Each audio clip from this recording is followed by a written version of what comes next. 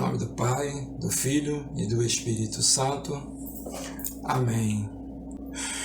Inspirai, Senhor, as nossas ações e ajudai-nos a realizá-la para que em vós comece e em vós termine. Por nosso Senhor Jesus Cristo. Amém. Vinde, Espírito Santo, vinde por meio da poderosa intercessão do Imaculado Coração de Maria, vossa amadíssima esposa. Olá, minha gente.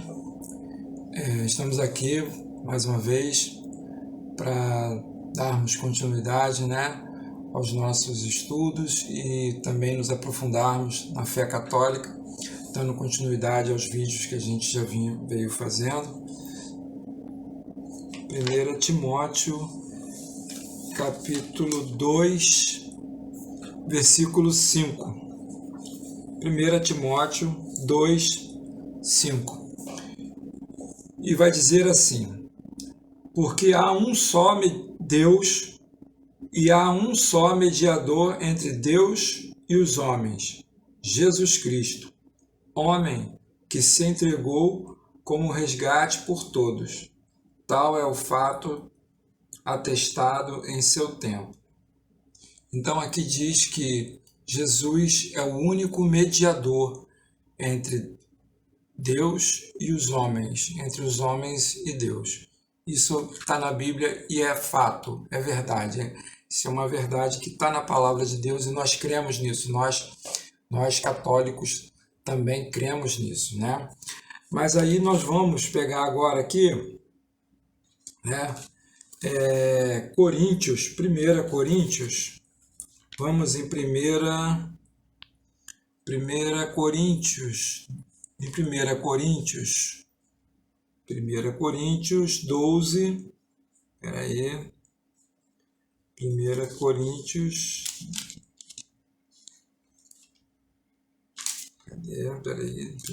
aqui, pronto, já achei. 1 Coríntios, capítulo 12, versículo 12. E lá em 1 Coríntios, capítulo 12, versículo 12, diz assim: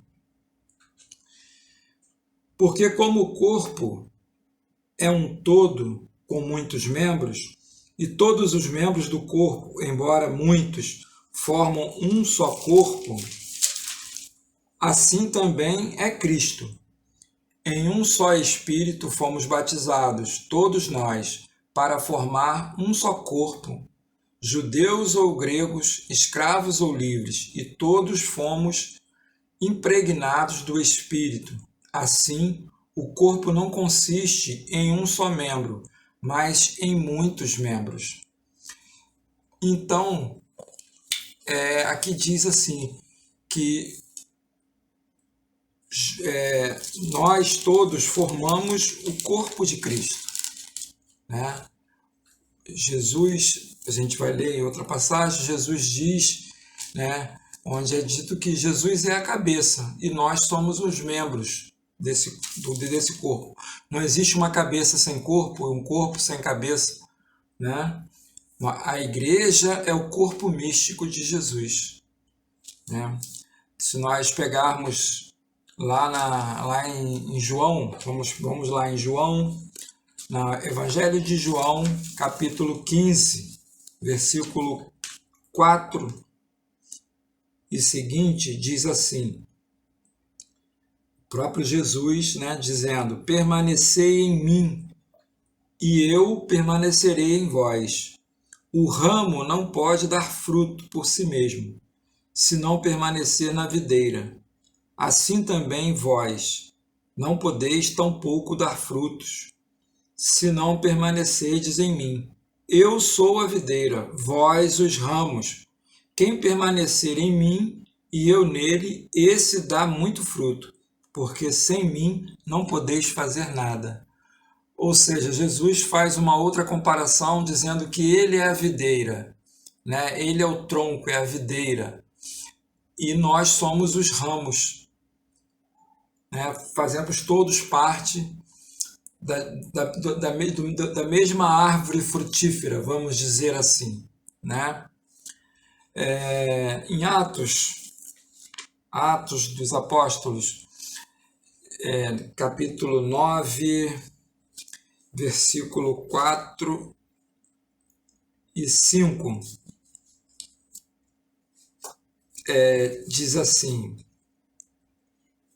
é a passagem onde São Paulo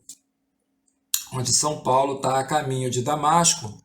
É a passagem onde São Paulo, né, Saulo está a caminho de Damasco e ele literalmente cai do cavalo, né? Jesus aparece para ele e ele cai do cavalo.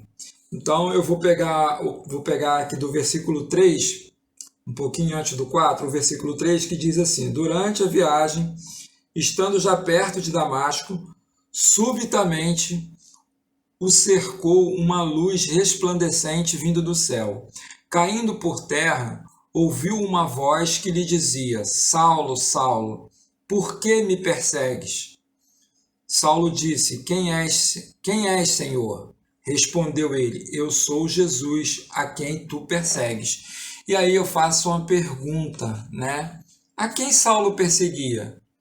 Saulo perseguia a igreja, os cristãos.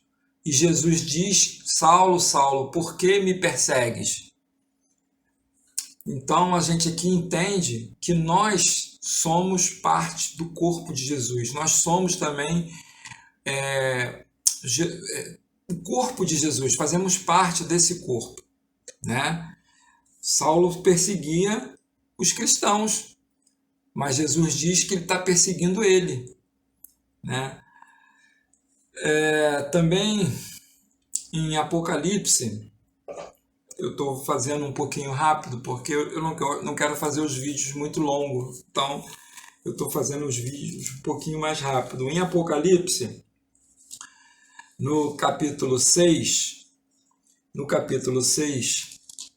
versículo 9 e seguintes, diz assim: quando abriu o quinto selo, vi debaixo do altar as almas dos homens imolados, por causa da palavra de Deus e por causa do testemunho de que eram depositários, e clamavam em alta voz, dizendo: até quando tu, que és o Senhor, o Santo, o verdadeiro, ficarás sem fazer justiça e sem vingar o nosso sangue contra os habitantes da terra? Foi então dada a cada um deles uma veste branca, e foi-lhes dito que aguardassem ainda um pouco, até que se completasse o número dos companheiros de serviço e irmãos que estavam com eles para serem mortos. Então aqui a gente vê que são pessoas que já estão na glória, né? Isso aqui é antes da ressurreição, né? Porque é na abertura do quinto selo. Eles estão debaixo do altar, almas, diz aqui, ó. Quando abriu o quinto selo, vi debaixo do altar as almas dos homens imolados por causa da palavra de Deus. Ou seja, os mártires, aqueles que morreram sem negar a fé, né? São os mártires. A igreja tem esses como santos, porque a própria palavra de Deus em Apocalipse diz isso. Então a gente vê, por exemplo, vários santos, o próprio São Pedro, né? Que a história não tem na Bíblia, mas a gente sabe em livros históricos, Pedro, né, foi crucificado, né? E Pedro disse que não era digno de ser crucificado da mesma forma que o meu Senhor, então vira a cruz de cabeça para baixo. Pedro foi crucificado de cabeça para baixo. Paulo foi degolado, né? E outros apóstolos da mesma forma. Estou falando aqui de alguns que eu lembro, por exemplo, São Lourenço foi colocado num braseiro, numa chapa de braseiro, como se fosse para fazer um churrasco, né? E ele não negou a fé, né? A gente tem várias outras, Santa Luzia, que arrancaram os olhos dela, né? Arrancaram os olhos dela para que ela negasse, né? E tantos cristãos que foram colocados, né, em arenas foram mortos, são os mártires. Então aqui, quando fala aqui, falam exatamente desses, né? A alma debaixo do altar, as almas dos homens imolados por causa da palavra de Deus e por causa do testemunho de que eram depositados, né? A gente vai ver também em Apocalipse 7, versículo 9 e seguintes, que diz assim: depois disso, vi uma grande multidão que ninguém podia contar, de toda nação, tribo, povo e língua, conservavam-se em pé diante do trono e diante do Cordeiro, de vestes brancas e palma na mão, e bradavam em alta voz: a salvação é obra de nosso Deus, que está assentado no trono e do Cordeiro. E todos os anjos estavam ao redor do trono, dos anciãos e dos 4 animais. Prostravam-se de face em terra diante do trono e adoravam a Deus, dizendo: Amém, louvor e glória, sabedoria, ação de graças, honra, poder e força ao nosso Deus, pelos séculos dos séculos. Amém. Então um dos anciãos falou comigo e perguntou-me: esses que estão revestidos de vestes brancas, quem são e de onde vêm? Respondi-lhe: meu Senhor, tu sabes. E ele me disse: esses são os sobreviventes da grande tribulação. Lavaram suas vestes e alvejaram no sangue do Cordeiro. Por isso estão diante do trono de Deus e o servem dia e noite no seu templo. Aquele que está sentado no trono os abrigará em sua tenda. Já não terão fome nem sede, nem o sol,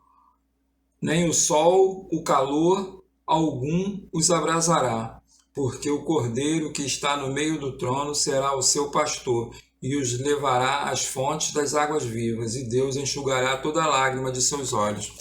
Então aqui são os santos, esses são os santos, né? Que a igreja declara como os santos, que já estão salvos, já estão na glória. Como eu falei no vídeo anterior, né?